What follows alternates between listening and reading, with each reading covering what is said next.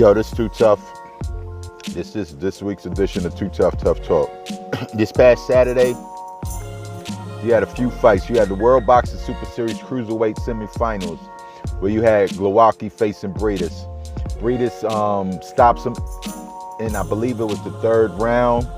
It was a crazy fight because at the end of the second round, well, during the second round, Glowacki hit Breedis in the back of the head.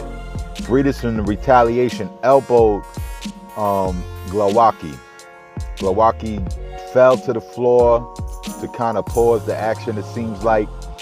Then towards the end of that round, the bell had rang, and then they kept going at it back and forth. They was hitting each other well after the bell had rung already. So yeah, Breedis winning.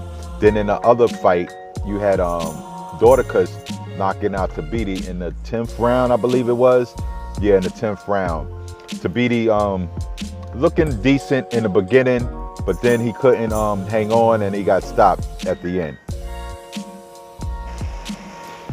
Also, that happened in Latvia. Also, in the UK, you had Josh Warrington defending his IBF featherweight title against Kid Galahad. Josh won the fight.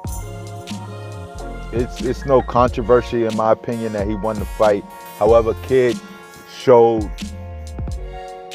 probably impressed more than he was expected to do against Josh. And with that said, Josh, he lives on to defend again. He keeps his title. What happens with Kid, not quite sure. He had a decent enough performance that it should be able to get him some other fights down the line.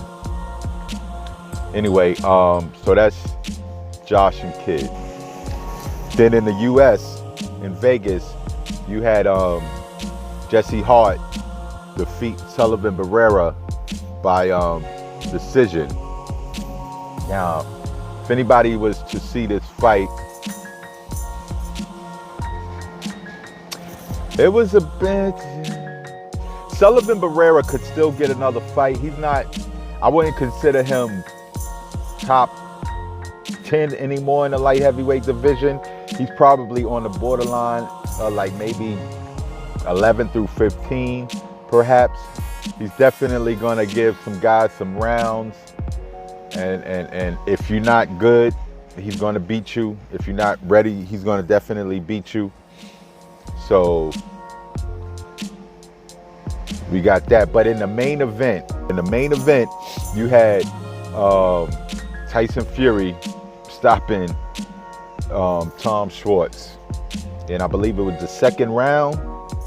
I thought Tyson was going to knock out Schwartz, but I didn't think it was going to be that easy. Anyway, that's the reviews of this past weekend's fights. What's next for Tyson Fury? They're talking about him fighting again in the end of September, beginning of October. His opponent, a lot of people are speculating now. Some think it might be Manuel Char. Others might think it's Agat Kabayel.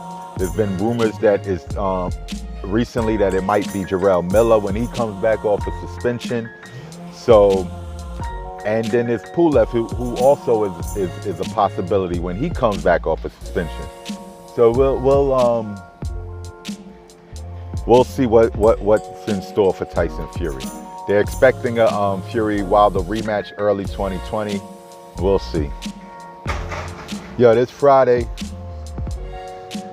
on DAZN, you got Cancio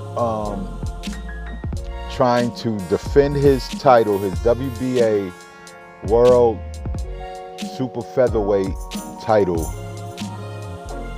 against Machado. He beat Machado for the title, and this is a rematch for their fight earlier.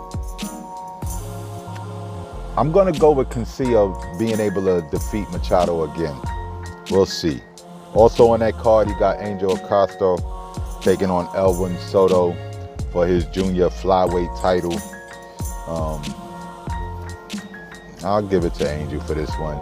I haven't really seen too much of either one of these guys. I've seen Angel win a few months back, but Elwin Soto, he's once defeated as well. But I'm gonna give it to Angel Acosta on that one.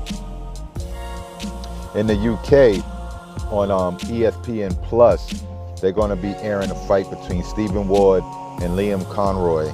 It's for a WBO European light heavyweight title. I'm gonna assume that this person, whoever wins this fight, will probably be Kovalev Yard winners, one of their title defenses. Maybe they'll fight. The winner of this fight will fight, say, Jesse Hart or Zerto for a position for the WBO title. That's possible. Also on the card, you got Tyrone McKenna taking on Foley for a WBC International Junior Welterweight title. I'm guessing that this one will probably be for a title defense for the Ramirez Hooker fight. They're supposed to be unifying their titles. I think this guy will get, the winner of this fight gets a ranking in the WBC, a higher ranking in the WBC, so that he'll be able to get a title shot. Then on Showtime on Friday, you have the prospect cards, of course. You have Sebastian Fundora taking on Hector Zepeda. This is a super welterweight, junior middleweight fight. These are prospects. These are just prospect cards. Both of these guys are undefeated, so they're going to be definitely trying to give it their all.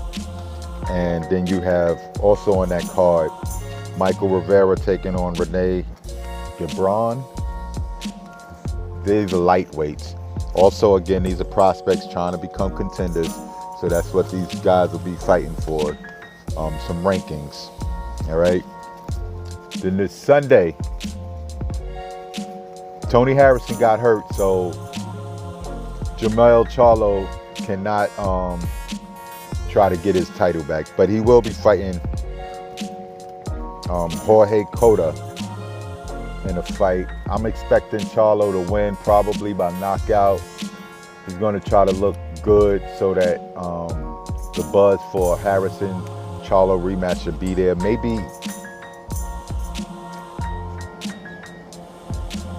you know, if Charlo wins this fight, he's not a champion. Should he go after J-Rock? Is he ranked high enough that he could try to push a J-Rock fight, or is that Jarrett Hurd fight rematch definitely going on with J-Rock?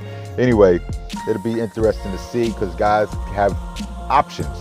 Charlo wins, he don't have to necessarily fight Harrison for that one title he had.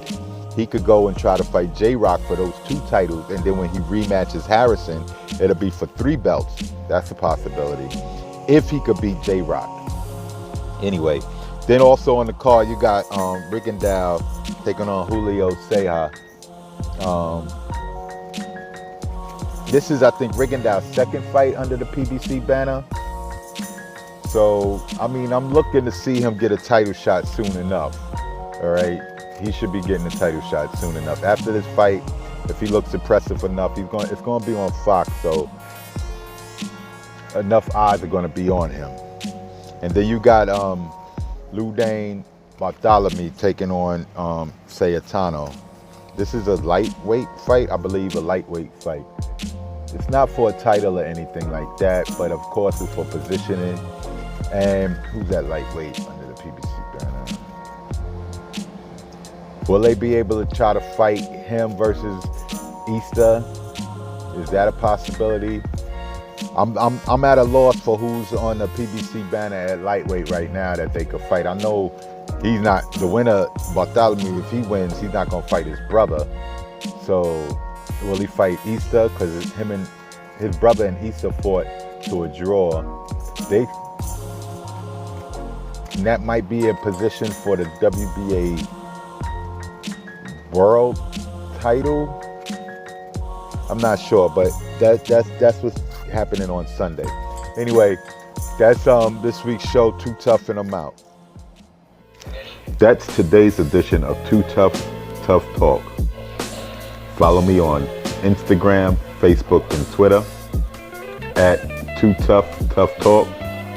Like, comment, and share with your buddies. Please subscribe and get notified. Too Tough, and that's my peace. Peace.